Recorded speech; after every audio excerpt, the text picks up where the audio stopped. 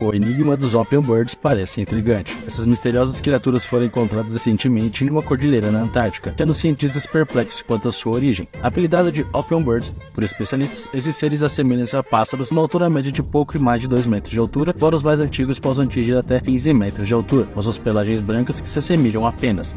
O primeiro contato com essas criaturas ocorreu em setembro, e as imagens compartilhadas nas redes sociais, como o TikTok, têm causado agitação e fascinação. Agora, eles parecem pacíficos, porém o seu paradeiro anterior permanece um enigma, levantando questões sobre sua possível ameaça. A verdade sobre esses seres intrigantes ainda está por ser descoberta. Somente o tempo dirá se eles são inofensivos ou se escondem segredos mais sombrios. Você já viu falar sobre os Opium Birds? Deixe nos comentários e me segue para mais.